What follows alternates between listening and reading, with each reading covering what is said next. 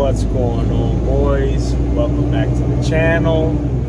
Welcome back to another episode here at the J&A Life. It's your boy Jerry. And right now, guys, I'd much rather be getting you guys a late night trucker vlog on these new tires that we got. But instead, I'm having to get you guys a vlog of changing out a coolant reservoir. So guys, tonight I was headed out with a load of beer, going to North Dartmouth, Massachusetts.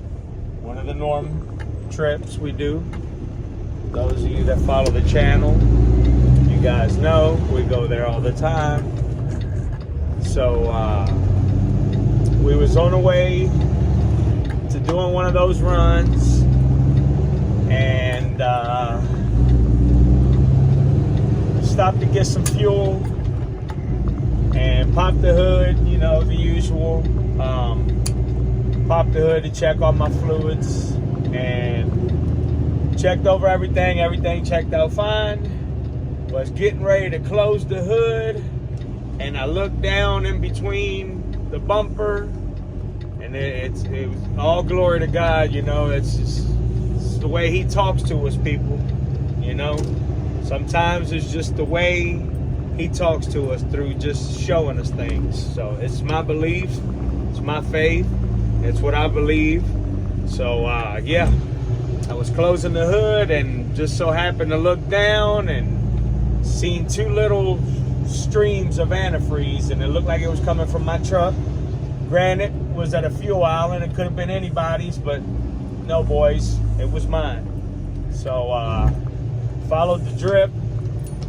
I knew it was coming from somewhere up top. It was going down to the bottom. Wasn't sure though, and followed the drip, guys. And yeah, come to find out, it's our overflow tank. So what I was doing just now was repositioning my truck here at Food Line, where I park at the supermarket right up the street from my house, and just repositioning because it's 3:18 in the morning. I had to turn around and come back home, so I'm just gonna start removing everything. The good thing about this story is, guys, my wife had already ordered this overflow tank probably 2 or 3 months ago, because I have found a small pinhole before and I fixed it with this putty. And guys, the putty worked really good. And I probably could fix this pinhole with the putty too, but my wife, like I said, she ordered this thing like 2 or 3 months ago, and we just been sitting on it at the crib. So, and waiting for a day to change it. And what better night than the night, you know. I'm already up, ready to go, you know, drive 10, 11 hours, and not going to be able to do that. So we're just going to get this overflow tank changed out right here, boys. You know, you want to be an owner op, this is what it takes, you know. So a job like this probably cost me over $1,000 at a shop between parts and everything, because, you know, this overflow tank, if you buy it through a Kenworth dealership, it's like $350, and my wife got this one for like 90 bucks through Amazon, I believe. So she definitely scored high on this one. Proud of her for that, boys. She does pretty good at that, you know, trying to find us, you know, better ways and cheaper prices on parts. She's got a good bit of resources, and she uses them well. So like I said, let me get everything figured up here and set up to change this out, and I'll be back with y'all, boys. So check it out, guys. We've got our hose clamps, vice grips right here. We've got our bucket. Now, we're not going to catch all this, boys, but we're going to try to catch a lot of it so we don't have messes on the ground out here. But, and I'm trying to keep my voice down, guys, because it's really late. There's neighbors, they're good neighbors around here, so definitely want to be respectful. But now we just need to basically lower this hose, catch what we can in a bucket, and yeah, after we're done with that, we can start unbolting this overflow tank here. So I'll be back with y'all boys.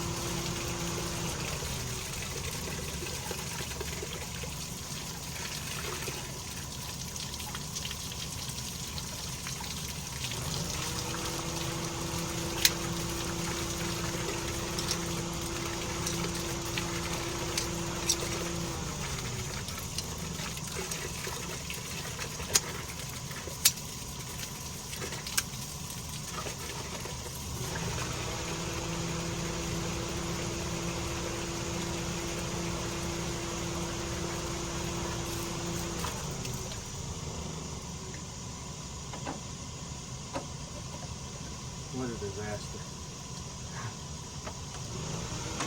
Can't make this stuff up, guys.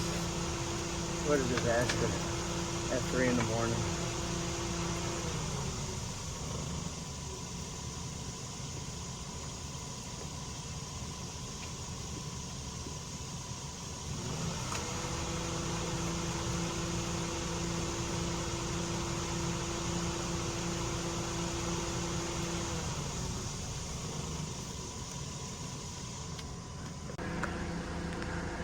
All right, guys, so now that we lost most of our coolant, now we can start pretty much unplug this sensor here,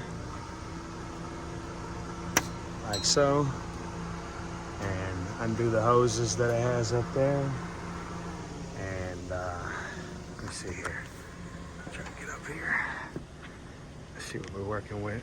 All right, so we got 2 bolts there, 1 bolt over there. Oh, and that's where it was leaking at, guys.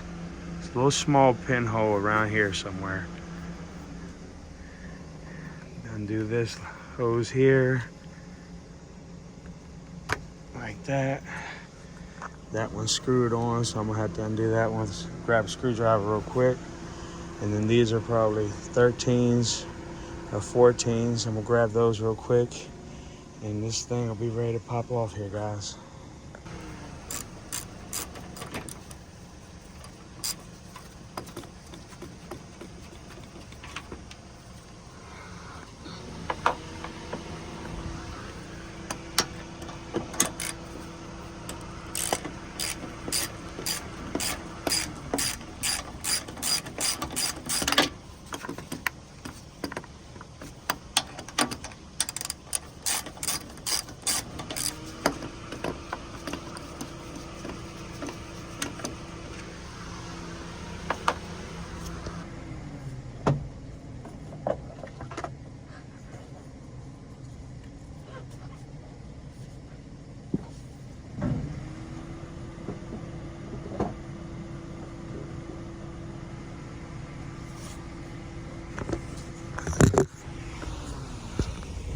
All right, guys, so I got a little ahead of myself, plus a buddy of mine stopped by.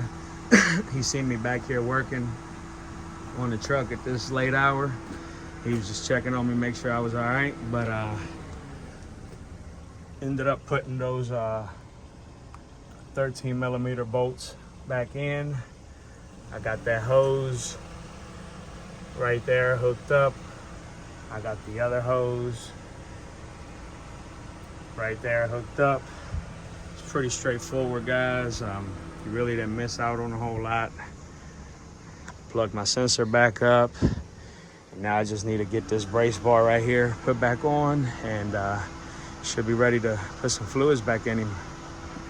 All right, boys, so it's currently about 4:30-ish in the morning. I just finished up putting that overflow tank back in. I've got it all bolted down.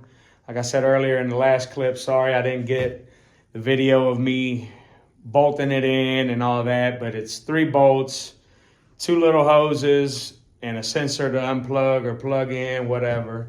So you guys didn't really miss much. Had a buddy of mine, like I said, stop by and hollered at me, and I got carried away, you know, finishing my task, finishing my job, and didn't get no video putting it back on, but it's pretty straightforward, guys.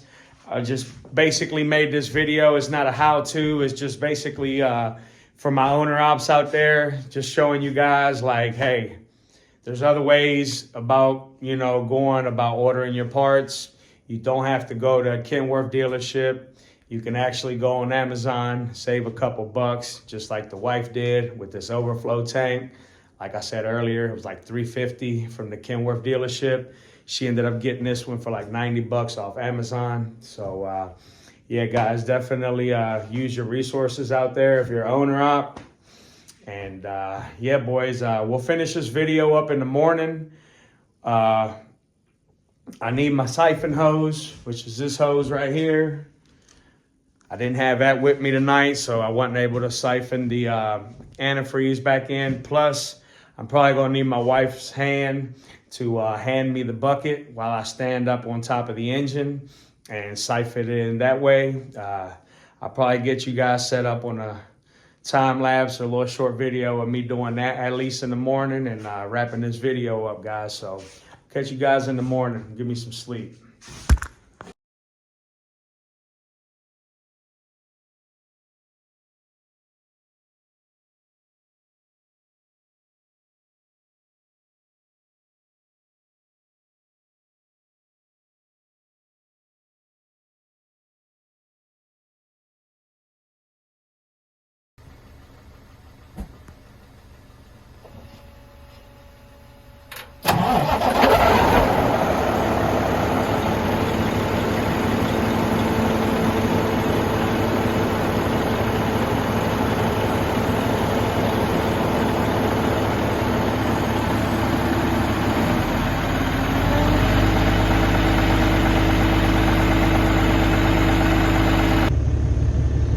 All right, boys, that's going to do it for this video. Just a little quick video of, you know, the norm for an owner operator. You know, this video, hopefully it helps somebody else out there. Hopefully it encouraged somebody else out there. Maybe you learned something, you know, about saving $1 or $2 on a part. You know, we saved probably close to 200, maybe over 200 bucks on going this route. And everything seems to be working out just fine with this coolant reservoir. So yeah, boys, if you're not subscribed to the channel, go on and smash the subscribe button. Doesn't cost you a thing. If you enjoyed the video, smash the like button. If you dislike the video, hit thumbs down. It's totally up to you. I want to thank each and every single one of you. Appreciate you all. Like I always say, to the next one, boys, I love you all. God bless you all. And catch you guys on the next video. We out.